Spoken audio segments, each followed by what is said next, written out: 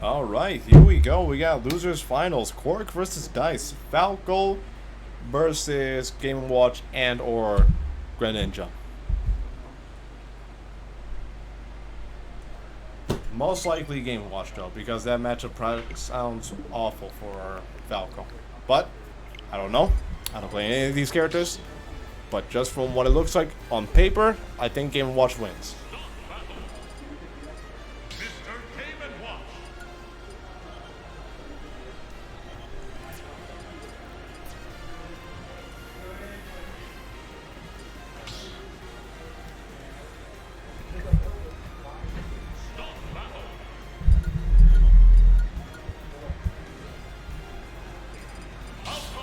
Oh, I forgot to do the names. My bad.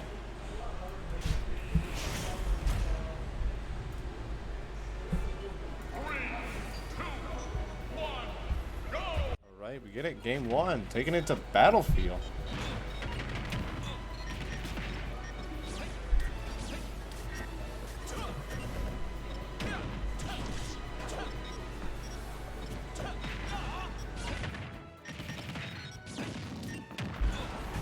Yeah, now we kind of see what the matchup is looking like right here. We see Game Watch versus Falco.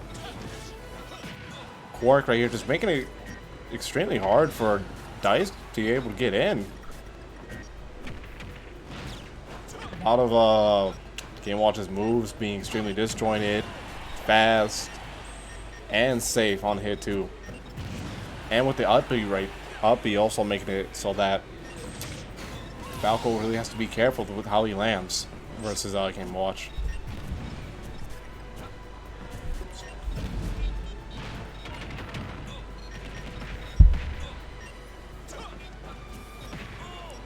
He's gonna get the up A's he needs just to catch a Dice landing on him.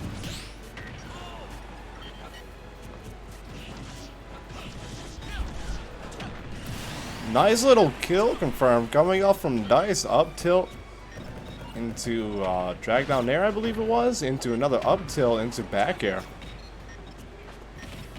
Really good stuff coming from Dice right here.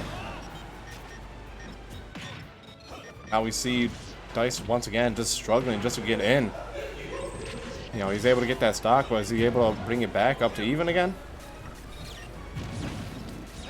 And we see that Dice might be trying to use like more back airs. I mean, down B's, reflectors, so he can just reflect a forward air coming from Quark. Quark doing an exceptionally good job and making it really hard. He's playing the matchup as it should be being played. Just making it hard for Falco just so he can get in. Just can't really find any way.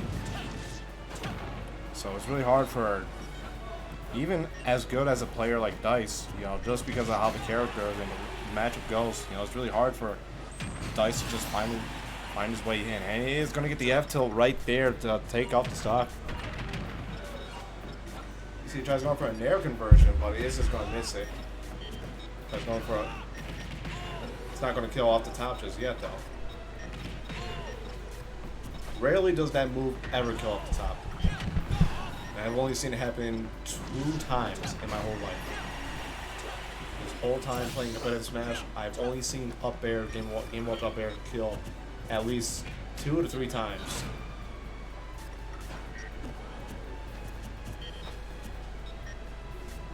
Obviously, Dice here just playing extremely patient. Now he's having seems to be switching his game plan to running into him versus having Game Watch run into him.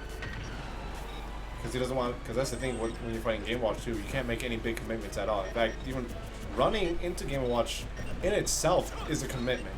Unless you're probably like a sortie like Mike or Schultz, then you should have no problem at all running into him. But for other characters like basically brawlers, characters that have to fight with no disjoints, it's going to be extremely tough. So the only real counterplay that you can do with Game Watch is let him approach you. And Dice is still living. Never mind, let me take that back. Game 1 going to Quark.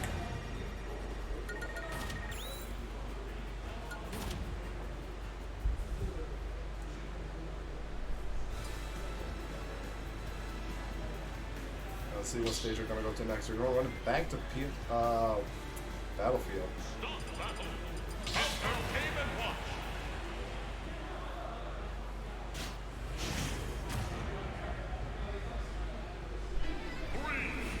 And run back right here. Now let's see what Dice is going to do. Now it seems that compared to how the end of game 1 was going, it seems that he has a better grasp over this matchup.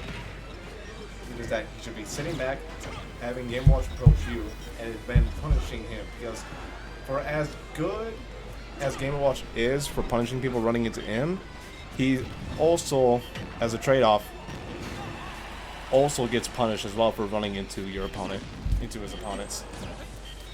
And down F smash is not going to kill just yet. I was surprised about.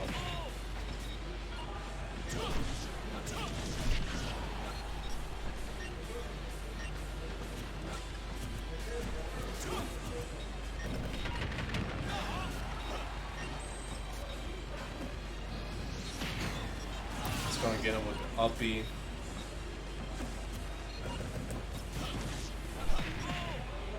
See, Quark is just able to just use the trampoline to make it out of Falco combos right here. And this is where the matchup starts to really shine for Game Watch. You know, doesn't really like to struggle about getting hit by Falco because then he's able to use that up B to get out. And you see Dice is having an absurdly hard time just to get in, but he is going to sneak in an up tilt up air.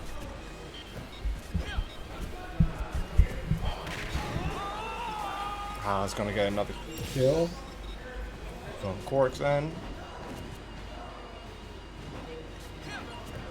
You see Dice trying to cover the roll, but it is going to get grabbed, and it is going to lead into not a lot of percent, but still 30%. It's not the nice.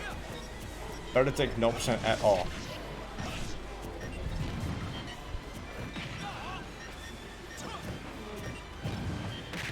You see Dice just struggling here just to make it in, and Quark making it exceptionally hard just for Dice to even come in.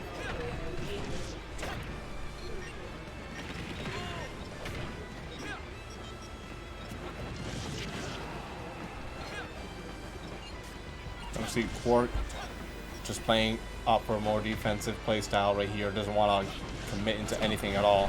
So he's just going to stall with the up B and going to land with down airs right there, making it extremely hard. You know, as simple as it looks, it's actually one of the things that Game Watch can do, and is really hard to catch on to. There's only a select few characters I think that can have an easy time. Oh. I think that was uppy. What was that, uppy? Okay, well, game 2 gonna go to Quark, and they're gonna run it back to Battlefield. I keep on wanting to say PS2 because all of these sets have been on PS2.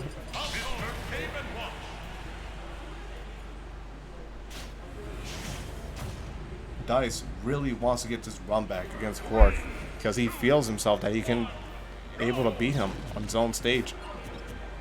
But Triplats versus Game Watch is not a good idea at all. Because I believe this is also the same person that it did send him to losers. He's going to catch a roll right there. And we see Dice making a quick change of game right here.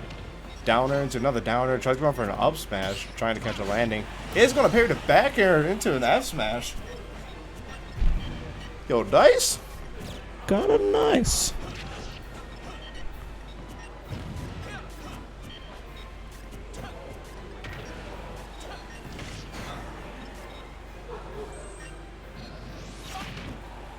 Good tech coming from Dice right there. Quark went extremely deep just so he can kill Dice right there. Tries going for an up smash read, but isn't going to get hit by that. Dice making sure he doesn't get hit by anything right here. It's just going to space these down tilts so he doesn't get caught with the up smash.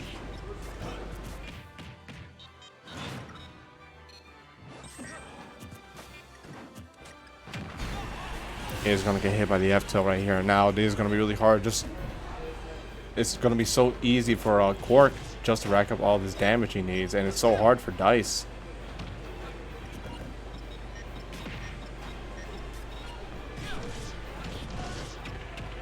Get the up tilt, the drag down, but that's not going to kill just yet. If he had a little bit more rage on him, that would have killed. Now we're seeing completely different change of pace as compared to how game 1 and game 2 were going. He's going to set up for an edge guard. He's going to drop it, allowing Dice to get back on the stage, and so we can follow up with an up smash right there. Dice is really feeling himself this game as compared to the first two. But is going to get hit in that up smash, but that's not going to do too much just yet right here. Quark opting up for another ledge trapping. We see a completely different Dice this game.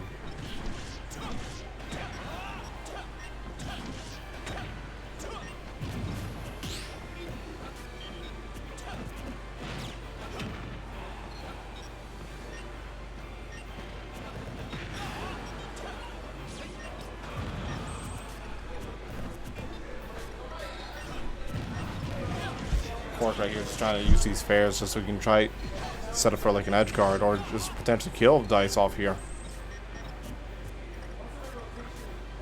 Oh, he's just gonna let him shield like that? Ah, it could have been a grab right there.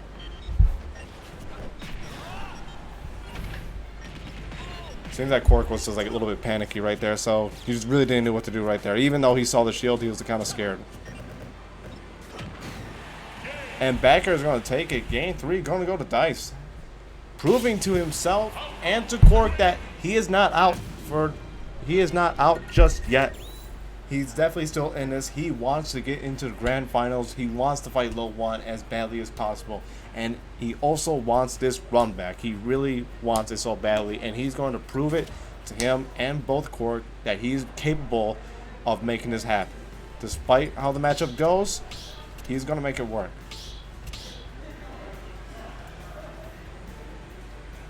And it's going to counterpick to Yoshi's story right here. And this might not be so good because this means that not only Dice can kill up the top early, but this also means that both of these players can die absurdly early to the sides and the top. And with knowing how Quark has been killing lately, yeah, it's going to be pretty tough. And oh my gosh, that nair was so scary right up there. Gonna pop him up higher into the blast zone.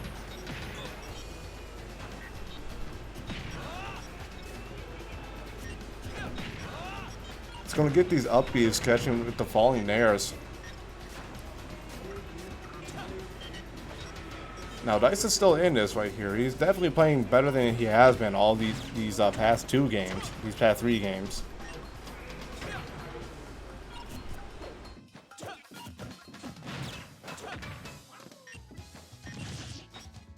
Oh, it's gonna get gambit with the back air.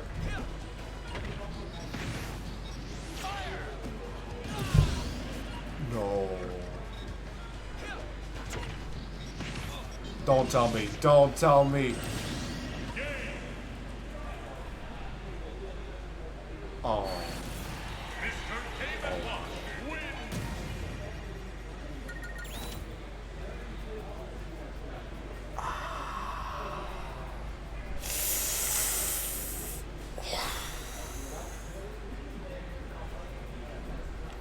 That's so unfortunate.